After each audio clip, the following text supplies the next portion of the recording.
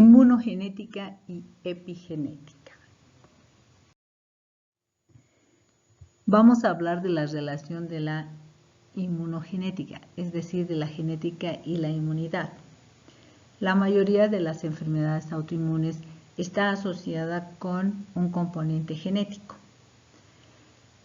Especialmente está relacionado con genes que codifican para las proteínas llamadas complejo mayor de histocompatibilidad o HLA, que se encuentran presentes en la superficie de la célula presentadora de antígeno, que es la que va a presentar el antígeno al linfocito TCD4.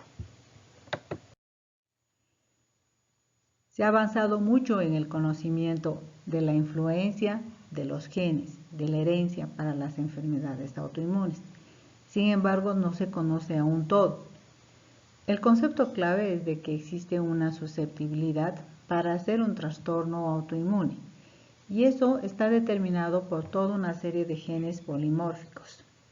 La influencia de un solo gen no produce una enfermedad autoinmune, pero en conjunto puede explicar esa susceptibilidad.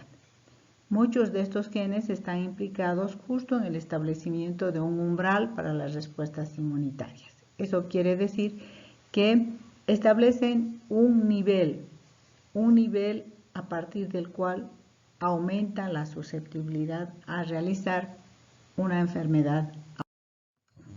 En esta lámina podemos ver a la derecha una tabla en la que se encuentran varias enfermedades autoinmunes y los genes predominantes con los que están relacionados.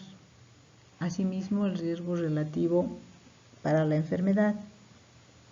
Así tenemos la artritis reumatoide, que está relacionada con el gen de R4 y su riesgo relativo es de 4 veces más que la demás población para el paciente que tiene el gen de R4. En la lámina de la izquierda podemos ver que siempre hay dos componentes. Uno es la predisposición genética. Estos genes predisponen a que se produzca un fracaso de la autotolerancia y aparezcan linfocitos autorreactivos. Sin embargo, no actúa completamente solo. Tiene que haber estímulos ambientales que produzcan una lesión inflamatoria o una lesión tisular y desencadenen la activación de las células presentadoras de antígeno, que al unirse con linfocitos autorreactivos desencadenen un proceso de autoinmunidad. En esta lámina mostramos el lugar donde se generan precisamente estas proteínas del complejo mayor de histocompatibilidad a nivel del brazo corto del cromosoma 6. Está el lugar donde se codifican estas proteínas. Ahí se encuentran los genes, que también llevan el nombre de las proteínas. El complejo mayor de histocompatibilidad puede ser de tipo 1, de tipo 2 o de tipo 3. El complejo mayor de histocompatibilidad de tipo 1 reúne a las proteínas nominadas con letras del alfabeto, A, B, C, D, E, F, etc. Este complejo mayor de histocompatibilidad se encuentra en la superficie de las células de todo el cuerpo, excepto de los eritrocitos, de los trofoblastos y de las neuronas. El complejo mayor de histocompatibilidad de tipo 2 se encuentra en la superficie de las células presentadoras de antígeno, de los linfocitos T4 y de los linfocitos B. Son llamados por las letras de P, de Q, de R. Esas son las clásicas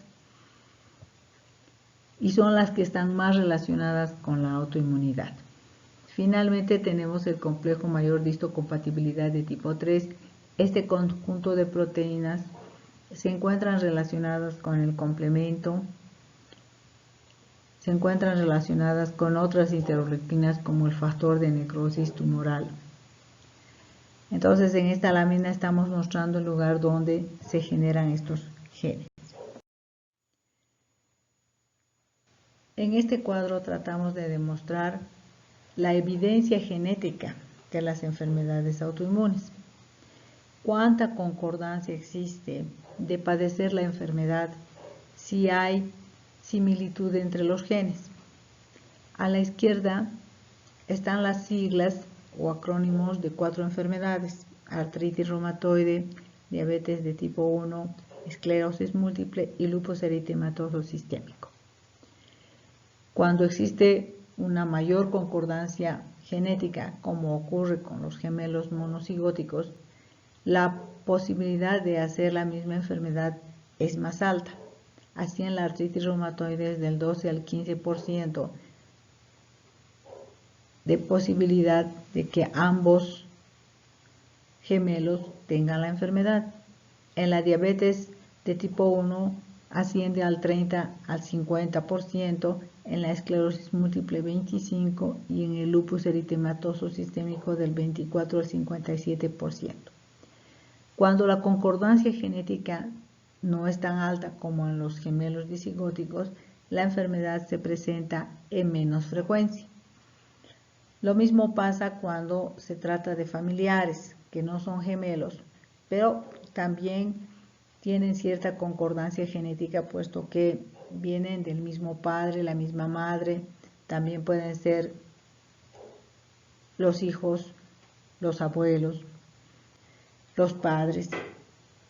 Entonces se ha visto que existe un poco más de posibilidades de padecer la enfermedad, pero nunca como los gemelos monocigóticos.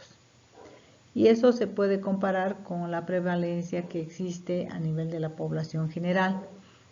Cuando no existe concordancia de genes, se trata de personas ajenas a la familia, pues la posibilidad de presentar las enfermedades autoinmunes realmente es menor. Existen otros factores genéticos que son diferentes a los que codifican para las proteínas del HLA, pero que también están asociados a la autoinmunidad. Así están los genes que codifican para las proteínas del complemento, la C2 y la C4, como en el lupus eritematoso sistémico. También tenemos los genes que codifican para el antígeno leucocitario de célula T de tipo 4, que está relacionado con la diabetes mellitus de tipo 1. Y también los genes que codifican para la interleuquina 2, que es una interleuquina inflamatoria. La herencia genética no es un código cerrado. Así como hemos visto que existe una predisposición genética, se ha visto que la expresión de los genes puede variar. La expresión encendido y apagado de genes significa que los genes pueden estar codificando o no para la síntesis de las determinadas proteínas relacionadas con la autoinmunidad. Pero este encendido y apagado depende de la influencia que tienen los factores medioambientales. Eso quiere decir que la vida diaria, las experiencias vitales, tanto positivas como negativas, la alimentación, el entorno, tienen pues una enorme influencia en los genes. Este es un hecho que ocurrió durante la Segunda Guerra Mundial, donde se puede ver especialmente la influencia de los factores medioambientales sobre los genes, es decir, la epigenética. En 1944, las mujeres embarazadas en Holanda sufrieron hambruna. Se alimentaban tan escasamente que recibían 700 calorías al día, cuando su requerimiento diario debería haber sido de 2.400 calorías diarias. Como resultado de esto, se vio que los niños nacieron con bajo peso al nacer y nunca recuperaron este peso a lo largo de su vida.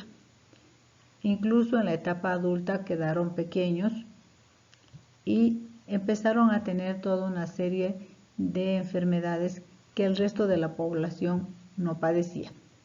Incluso se vio que los hijos de estos niños y hasta sus nietos también tenían estatura corta y tenían igualmente la predisposición a hacer enfermedades del metabolismo.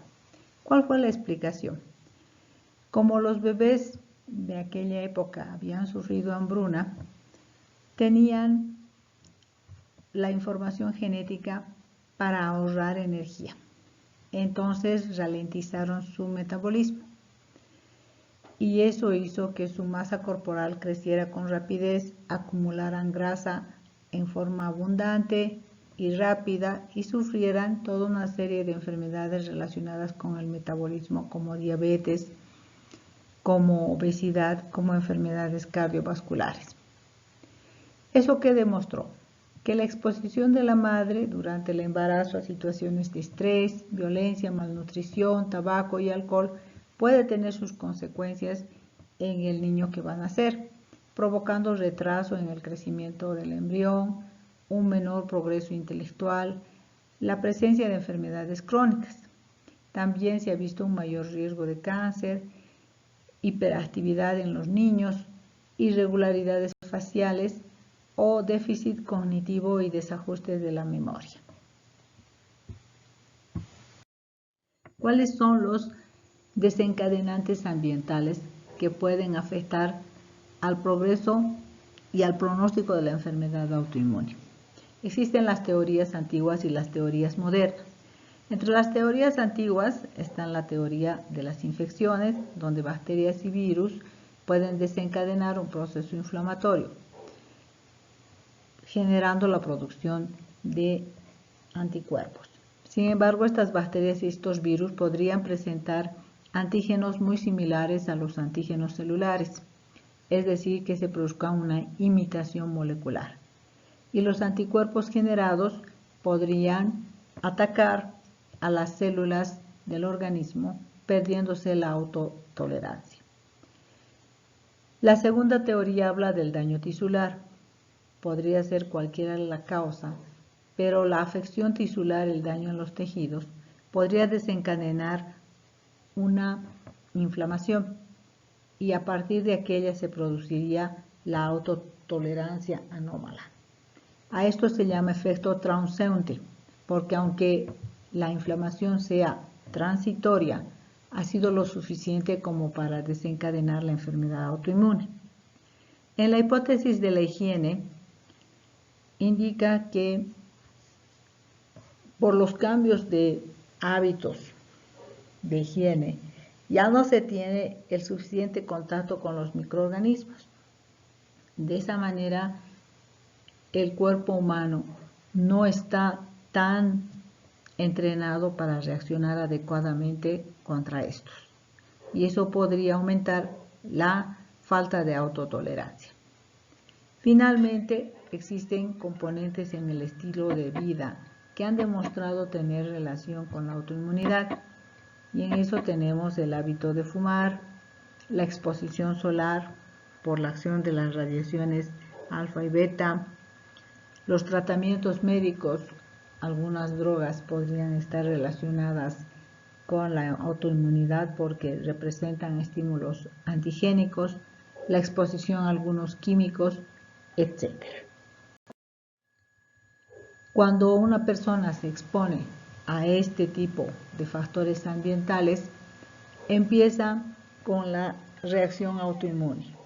Se desarrolla un proceso de hipersensibilidad, por un lado, como una especie de alergia, pero también una mala tolerancia hacia estas sustancias, y eso mismo puede desencadenar precisamente la mala tolerancia frente a los antígenos propios.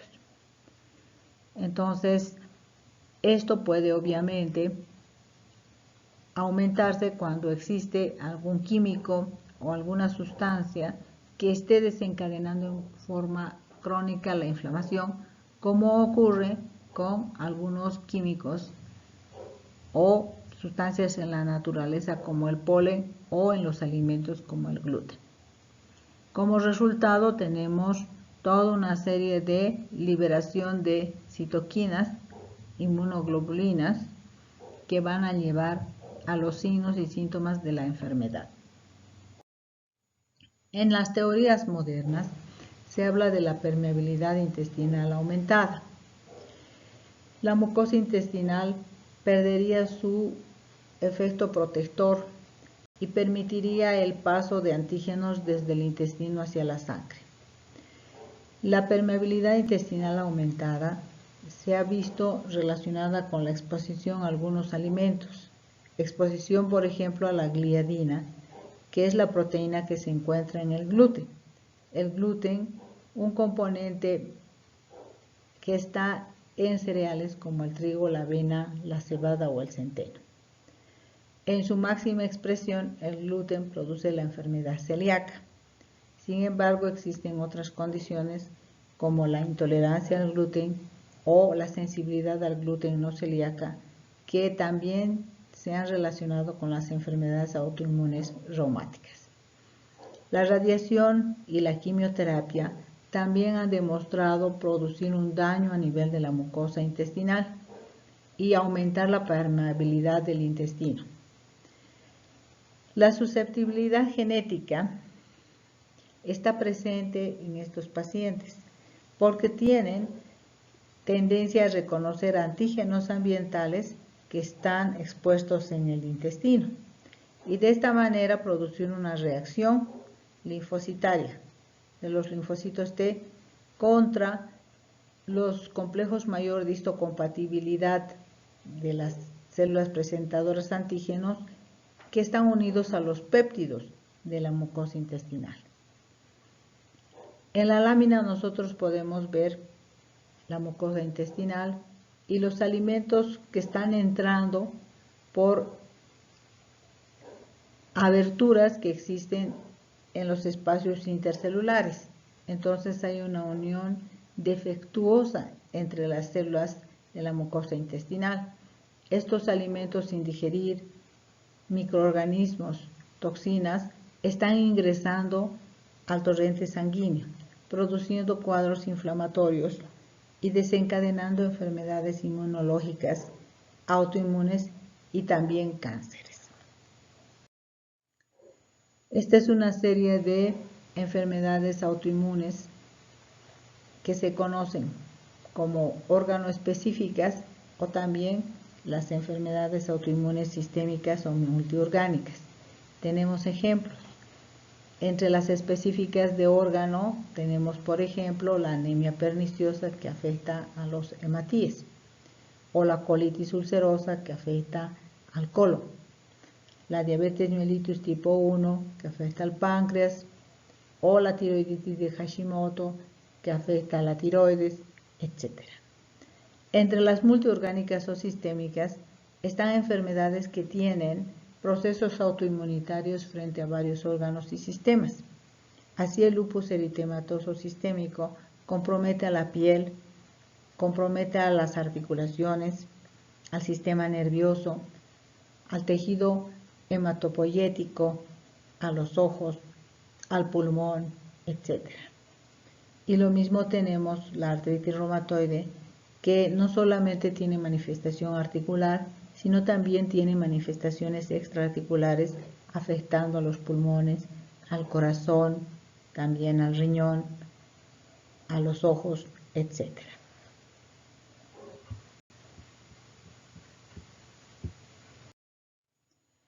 Déjenme ahora hablar de la interacción inmunoneuroendocrina en las enfermedades reumáticas autoinmunes. Últimamente se está hablando de esta interacción. Estos ejes de comunicación bidireccional, ¿no?, entre el sistema nervioso central, el sistema endocrino y el sistema inmune han demostrado participar en la generación de muchas enfermedades y se ha visto que se ponen en acción desde el desarrollo del embrión y desde primeras etapas de vida, es decir, desde la etapa neonatal, y se mantienen hasta las etapas finales de la vida. Existen pues varios ejes, como el hipotálamo hipófisis adrenal, llamada HHA, hipotálamo hipófisis gonadal, hipotálamo hipófisis tiroides y el eje prolactina y hormona del crecimiento. Los mensajeros de esta comunicación son hormonas. Las hormonas de la glándula suprarrenal, las hormonas de la hipófisis, del hipotálamo, de las gónadas, de la tiroides, etc. Los famosos neuropéptidos. Pero también las citoquinas proinflamatorias y antiinflamatorias que son secretadas por las células inmunitarias. Finalmente, los neurotransmisores a nivel de los axones y de las neuronas también son partícipes de este eje. ¿Cómo actúan estas vías neuroendocrino-inmunológicas? Actúan a través de receptores, produciendo la activación o inhibición de la respuesta inmune innata y adaptativa, y también estimulando al sistema nervioso y al sistema endocrino. Cuando se rompe el equilibrio homeostático molecular de este eje, entonces se produce toda una serie de procesos inflamatorios, autoinmunes, neoplásicos, predisposición a la infección, afectaciones cardiovasculares, metabólicas y psiquiátricas.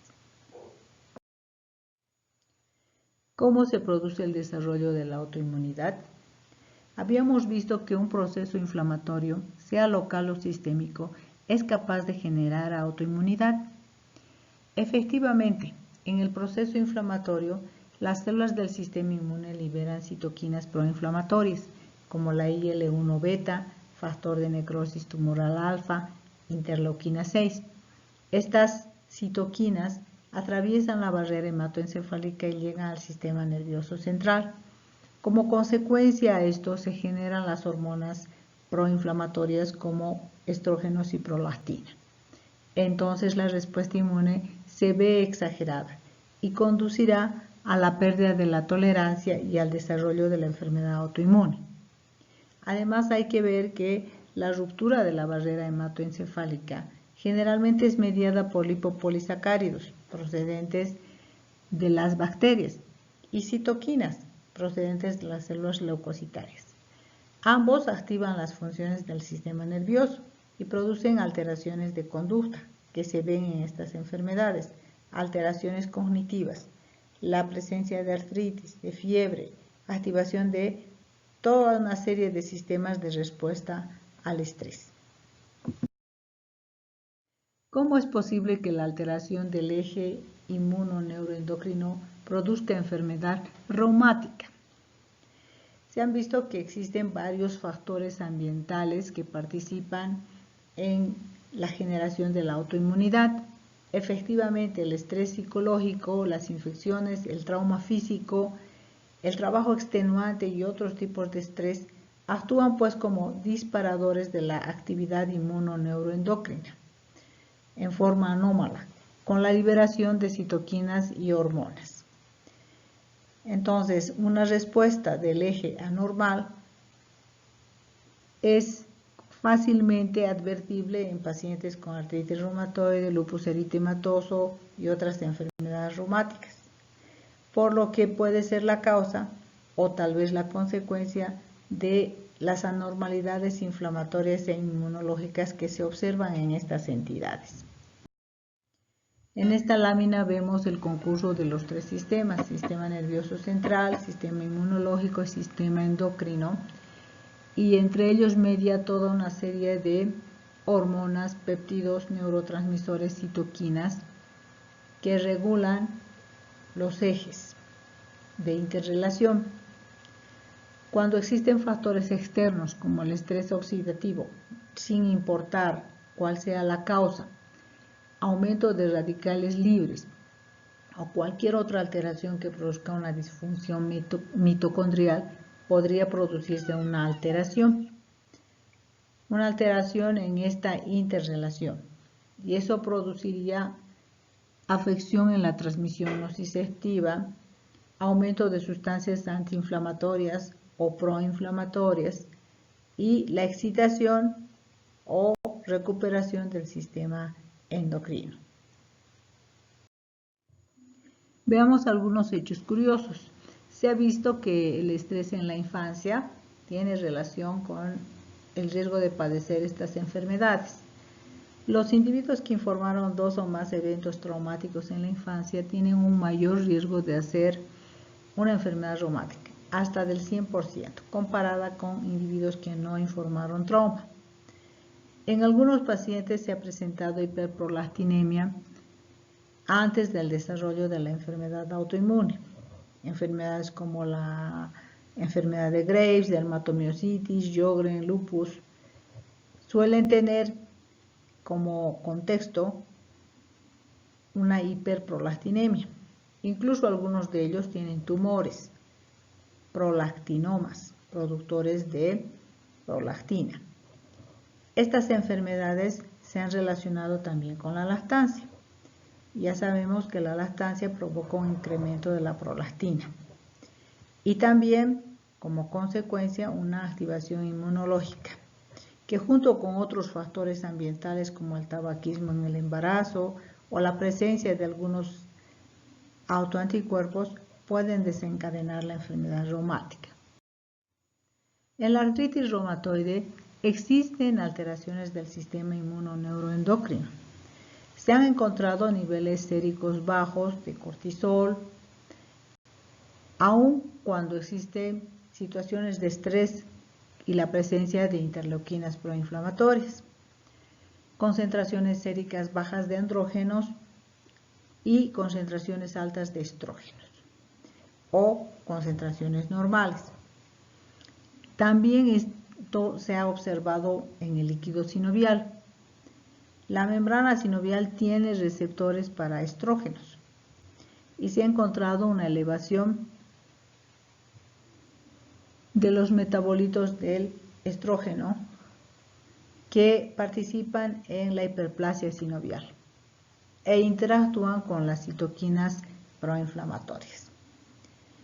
Cuando se realiza la terapia con biológicos del tipo anti-TNF-alfa, se restaura el eje hipotálamo-hipófisis adrenal y eso reduce la fatiga, lo que indica que las citoquinas proinflamatorias que se generan en la autoinmunidad alteran pues la función del sistema nervioso central. Los pacientes que tuvieron buena respuesta al tratamiento con el biológico también presentan un aumento y normalización de los niveles de cortisol, en contraste con los que tienen una pobre respuesta al tratamiento. Además, también se incrementan los niveles de andrógenos. Otro ejemplo en el lupus eritematoso sistémico. Se pueden encontrar también alteraciones en el eje hipotálamo-hipófisis adrenal, caracterizados por insuficiencia adrenal y un normal funcionamiento de la hipófisis. También existe un estado de hiperestrogenismo, con disminución de andrógenos y sus metabolitos. Este estado de hiperestrogenismo participa en la activación de las células T y el proceso de desarrollo y maduración de los linfocitos B. De esta manera contribuye a la patogénesis del lupus. Finalmente, también estos pacientes tienen hiperprolastinemia, que desarrolla un papel importante en la respuesta inmune innata y adaptativa. La prolactina es una hormona proinflamatoria e incrementa la síntesis de interferón gamma y de interleuquina 2 por los linfocitos, y de esta manera participa en la producción de autoanticuerpos que se ve en esta enfermedad. Como conclusión, podríamos decir que en la patogénesis de las enfermedades reumáticas autoinmunes participan dos cosas, tanto la predisposición genética, que habla de la inmunogenética, con la presencia de algunos genes específicos para cada enfermedad, como una serie de factores ambientales que actúan como agentes agresores. Ahí estamos hablando de epigenética, que ayudan a la expresión de los genes y de esta manera ayudan a cruzar el umbral de la autotolerancia hasta el desarrollo de la autoinmunidad.